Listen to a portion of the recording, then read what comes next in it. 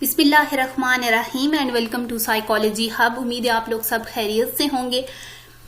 काफ़ी दिनों के बाद मैं वीडियो बना रही हूँ, सो लेट्स स्टार्ट। टाइम नहीं वेस्ट करते। आज जो हमारी वीडियो का टॉपिक है वो है साइकोलॉजी इंटर्नशिप के बारे में। लोगों को काफ़ी लोगों के मुझे पर्सनल भी डीएम आए हैं और मुझे काफ़ी पेज पे भी देखने को मिला है कि लोगों को पता नहीं है कि इस इंटर्नशिप में करना क्या है, सारा प्रोसीजर क्या होता है। और सबसे ज़्यादा इम्पोर्टेंट जो बात है वो है न्यूरोटिक केसेस और साइकोटिक केसेस में डिफरेंस। इसके बारे में बहुत ज़्यादा लोग कंफ्यूज हैं कि कौन से केसेस न्यूरोटिक होते हैं, हम कौन से ले सकते हैं। बिकॉज जो हमारी इंटर्नशिप होती है इसके अंदर क्राइटेरिया होता है कि आपने जस्ट न्यूरोटिक केसेस ही लेने हैं। इसकी वजह भी मैं आपको बताऊंगी कि क्यों ना न्यूरोटिक केसेस लेने होते हैं और साइकोटिक हम नहीं ले सकते, और उसके अलावा कंप्लीट गाइडलाइन भी दूंगी। तो आपने एंड तक वीडियो देखनी है ताकि आप लोगों की सारी कंफ्यूजन दूर हो जाए, क्योंकि अगर आपको ये चीज़ें अभी समझ आ गई तो आपके लिए बहुत ईजी होगा और आप इजीली अपनी फाइनल रिपोर्ट बना के सबमिट करवा के पास हो सकते हैं। सबसे पहले हमारे पास जो समझने की चीज़ है वो ये है कि हमारे पास जो मेन असाइनमेंट्स आती हैं वो 4 होती हैं। सबसे पहली असाइनमेंट जो होती है वो अथॉरिटी लेटर होता है। इसका मतलब क्या होता है, इसका मकसद क्या होता है कि अगर आप किसी हॉस्पिटल में जाके इंटर्नशिप करना चाह रहे हो और वो लोग आपको कहते हैं कि आप किस यूनिवर्सिटी से हैं, अपनी यूनिवर्सिटी की तरफ से एक लेटर लेके आए ताकि हम आपको अलाउ करें, ठीक है। तो इसमें क्या होता है कि आपने अपना हॉस्पिटल का नाम और एड्रेस और उनका कॉन्टैक्ट नंबर देना होता है अपनी यूनिवर्सिटी को। असाइनमेंट्स में ये चीज़ें होती हैं बस। असाइनमेंट में आपने ये चीज़ जब भेज देनी है उसके कुछ दिनों के बाद आपको यूनिवर्सिटी वाले एक लेटर बना के देंगे जिसमें लिखा हुआ होगा कि ये जो स्टूडेंट है ये हम विचुअल यूनिवर्सिटी से हैं और इनको आप अलाउ करें कि ये आपके हॉस्पिटल में इंटर्नशिप कर सकें। ये इतनी ज़रूरी नहीं होती। अगर आपको कहीं पे अगर आपने इंटर्नशिप अभी स्टार्ट कर भी दी है और आपको अथॉरिटी लेटर के बगैर वो लोग इंटर्नशिप करने की परमिशन दे रहे हैं तो वाई नॉट, आपको ये मंगवाने की जरूरत नहीं है। मैंने खुद नहीं मंगवाया था, ठीक है। नेक्स्ट जो असाइनमेंट होती है वो होती है प्री असेसमेंट की। प्री असेसमेंट में क्या आपने लिखना होता है कि आपने जो क्लाइंट आपने फाइनल करने हैं अपने 2 केसेस, इसमें आपने क्या करना है कि इनकी आपने केस हिस्ट्री थोड़ी सी लिखनी होती है, इंट्रोडक्टरी सा बस देना होता है। और उसके बाद आपने उसकी प्रेजेंटिंग कंप्लेंट्स, मतलब कि उस इंसान को क्या कंप्लेंट्स है, उसका क्या प्रॉब्लम होता है, वो आपने एज इट इज लिखनी होती है। क्लाइंट वर्बैटम। क्लाइंट वर्बैटम क्या होता है कि अगर आपको क्लाइंट उर्दू में बता रहा है तो आपने उर्दू में लिखना है, अगर आपको वो पंजाबी में बता रहा है तो आपने पंजाबी में ही लिखनी होती है कंप्लेंट्स, और एज इट इज उसकी वर्डिंग, ठीक है, आप वो लिखेंगे। उसके बाद आप उसका पहला डायग्नोसिस देंगे कि ये आपका टेंटेटिव डायग्नोसिस होगा कि अर्ली स्टेजेस पे मैंने ये किया है कि इसको जो भी क्लाइंट है XYZ, क्योंकि क्लाइंट का नेम भी नहीं लिखते XYZ, या क्योंकि ये प्राइवेसी होती है क्लाइंट की कि आप उसका नेम नहीं हर जगह मेंशन करना, ठीक है। अगर आपने क्लाइंट का नेम फॉर एग्जांपल XYZ लिखा हुआ है तो आप ये लिखेंगे कि XYZ को ये डिसऑर्डर है और DSM में इसका ये कोड है, और बस आपने प्री असेसमेंट में बहुत शॉर्ट सी चीज़ें लिखी जाती हैं, इतनी डिटेल नहीं लिखी जाती। उसके बाद मैं आपको असाइनमेंट्स भी दिखा दूंगी। प्री असेसमेंट रिपोर्ट की जो फाइल है वो मेरे पास पड़ी हुई है, वो मैं आप लोगों को दिखा दूंगी। असाइनमेंट 3 होती है फाइनल रिपोर्ट। अच्छा, असाइनमेंट 2 जब एक दफ़ा आती है उसके बाद उसमें चेंजेस करके भेजनी होती है। समटाइम्स कहते हैं, समटाइम्स नहीं कहते, समटाइम डायरेक्ट फाइनल रिपोर्ट आ जाती है।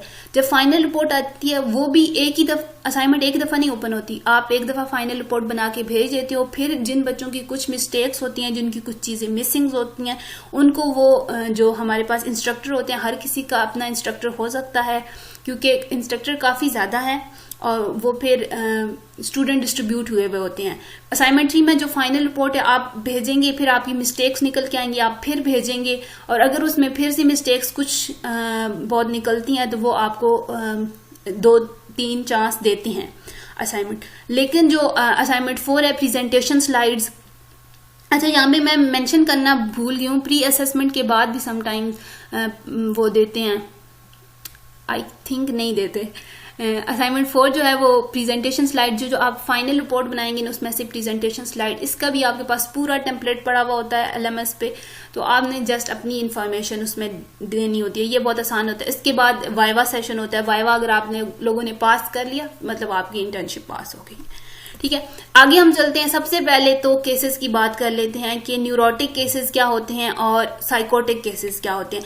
अब न्यूरोटिक, हमारे पास जो क्राइटेरिया हमें दिया गया है यहाँ पे मैंने लिखा हुआ भी है कि ज्यादातर कहते हैं कि आपने 2 न्यूरोटिक केस लेने हैं और हो सके तो 18 से एज अबव हो जो हमारे पास हमारा पेशेंट होगा, और उसकी जो पेशेंट या क्लाइंट जो भी आप कह लें, और एक मेल हो और एक फीमेल हो। ये हमारे पास क्राइटेरिया होता है जो हमने जिन केसेस पे हमने रिपोर्ट बनानी होती है। ठीक है, अब हमारे पास न्यूरोटिक केसेस और साइकोटिक केसेस की बात होगी। सिंपल डेफिनेशन ये है न्यूरोटिक केसेस और साइकोटिक केसेस की, बाकी आपको गूगल पे भी बड़ी मिल जाएंगी कि न्यूरोटिक केसेस, जिन डिसऑर्डर्स में हेलुसिनेशन और डिल्यूजन्स नहीं होती ना, वो न्यूरोटिक केसेस होते हैं।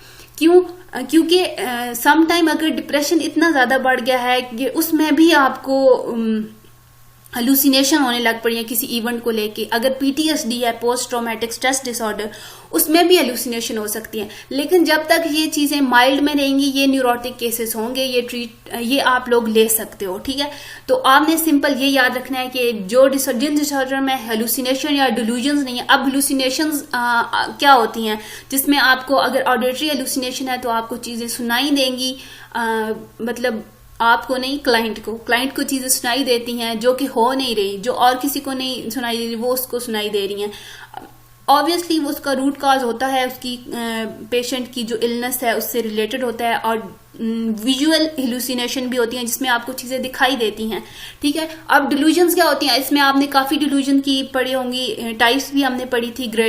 ग्रैंडियोस होता है जिसमें इंसान अपने आप को बहुत बड़ा तस्वर करता है। उसके अलावा एक डिल्यूजन, सम टाइम डिल्यूजन ये भी होती है जिसमें लोगों को मतलब शक करने लग पड़ते हैं, उनको लगता है कि कोई हमें मार देगा या इस तरह सी चीजें। ठीक है, आप सिंपल ये याद रख लें। उसके बाद नेक्स्ट जो है कि न्यूरोटिक केसेस की एग्जांपल दे दें। ये मुझसे काफी लोगों ने पूछा है कि आप हमें बता दें ये वाला है, ये वाला डिप्रेशन होता है, एमडीडी न्यूरोटिक होता है। जी, डिप्रेशन न्यूरोटिक है, मेजर डिप्रेसिव डिसऑर्डर भी न्यूरोटिक है। जब तक इनमें डिल्यूजन या हेलुसिनेशन के सिम्टम्स नहीं आते, ये जितने भी डिसऑर्डर मैंने लिखे हुए हैं ये जस्ट एग्जांपल्स हैं। ठीक है, तो ये सारे न्यूरोटिक केस हैं, ये आप ले सकते हैं। पैनिक अटैक भी आप ले सकते हैं। पोस्ट ट्रॉमेटिक स्ट्रेस डिसऑर्डर, जब तक ये माइल्ड रहेगा इसमें हेलुसिनेशन या डिल्यूजन्स नहीं होंगे। ऑब्वियसली जब पोस्ट ट्रॉमेटिक स्ट्रेस होता है इसमें ड्रीम्स आते हैं, लेकिन ड्रीम्स को हम हेलुसिनेशन या डिल्यूजन नहीं कह सकते। ड्रीम तो मतलब एक आपको आपके माइंड में जो चीजें चल रही होती हैं उन चीजों को वो विजुअल सूरत में आपको दिखा रहे होते हैं ना। उसके बाद OCD, obsessive compulsive disorder, anxiety disorders में आप कोई भी ले सकते हैं। उसके अलावा माइल्ड फोबियाज, अब फोबियाज डिफरेंट टाइप्स के होते हैं। जिस तरह से हमारे पास फोबिया होता है, इंसेक्ट्स का फोबिया हो गया, वाटर फोबिया हो गया जिसको हम हाइड्रोफोबिया भी कहते हैं। उसके अलावा काफी और भी, एगोराफोबिया होगा जिसमें लोग को सोशल गैदरिंग में जाने से होता है, सोशल एंजाइटी होती है।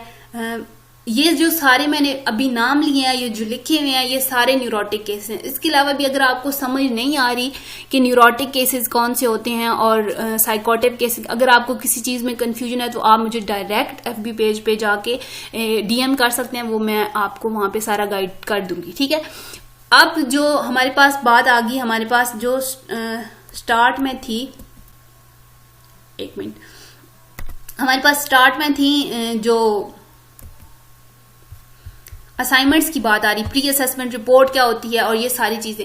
इसके लिए मैं एक और वीडियो डालूंगी जिसमें मैं ये सारी चीजें एक्सप्लेन करूंगी डिटेल में, एक पहले प्री असेसमेंट रिपोर्ट को एक्सप्लेन करूंगी, फिर फाइनल रिपोर्ट को एक्सप्लेन कर दूंगी कि कैसे लिखना है। क्योंकि अगर मैं आपको अपना एक्सपीरियंस बताऊं तो मैंने जो केसेस लिए थे वो मैंने लिए थे, एक मैंने लिया था पैनिक अटैक और एक मैंने लिया था पोस्ट ट्रॉमेटिक स्ट्रेस डिसऑर्डर, और इन दोनों पे मैंने रिपोर्ट बनाई थी और अल्हम्दुलिल्लाह मेरी प्री असेसमेंट भी फर्स्ट टाइम में ही पास हो गई थी और फाइनल रिपोर्ट भी मेरी फर्स्ट टाइम में ही पास हो गई। मैं आपको अपनी रिपोर्ट भी दिखाऊंगी जो मैंने बनाई थी, ताकि आप लोगों को आइडिया हो जाए कि मैंने किस तरह से चीजें पिक की थी और किस तरह से चीजें लिखी थी, और फिर मुझे इजीली पास कर दिया था। फिर वाइवा भी बहुत अच्छा हुआ था मेरा, क्योंकि मुझे सारी चीजों की समझ थी। वाइवा के लिए मैं आपको एक सजेशन ये दूंगी, मैंने पहले भी लोगों को यही सजेशन दिया हमेशा, कि वाइवा में आपने जो चीजें आपने अपनी प्रेजेंटेशन स्लाइड्स में या फिर आपने अपनी रिपोर्ट में लिखी हुई होती है ना, वो चीजें आपको खुद को क्लियर होनी चाहिए। इसके अलावा फिर आपका वाइवा इजीली आप पास कर सकते हो वाइवा। और और एक और चीज मैं यहाँ पे बताती चलूं कि ज्यादा प्रॉब्लम क्या होती है, कुछ जो इंस्ट्रक्टर होते हैं वो बहुत इजीली आपको पास कर देते हैं और आपकी रिपोर्ट भी बहुत इजीली पास कर देते हैं। कुछ जो इंस्ट्रक्टर हमें नहीं पता कि हमारा कौन सा इंस्ट्रक्टर है, उनका माइंडसेट क्या चल रहा है, वो किस चीज को परफेक्ट समझते हैं। तो ये भी आप लोगों ने देख लेना, हर किसी का इंस्ट्रक्टर डिफरेंट होता है ऑब्वियसली। तो फिर आप लोगों की जो मैं आपको इंटर्नशिप अपनी रिपोर्ट दिखाऊंगी इंशाल्लाह अगली वीडियो में, तो फिर आप लोग देख लेना। मेरी जो थी वो थी मैम रूज फातिमा, बहुत अच्छी थी हमारे साथ। तो मतलब एंड तक वो बहुत अच्छी रही और अच्छा गाइड भी करती थी, सेशंस भी लेती थी। अगर हम कहते भी थे तो कि हमें कोई चीज समझ नहीं आ रही तो वो सेशन लेती थी। तो होप सो आप सबको ऐसे इंस्ट्रक्टर मिले जो आपको बहुत अच्छी तरह गाइड कर दें और आप लोग इजीली पास करते हैं। तो टिल देन अल्लाह हाफिज। मैं अगली वीडियो में आपको प्री असेसमेंट और फाइनल रिपोर्ट के बारे में गाइड करूंगी इंशाल्लाह।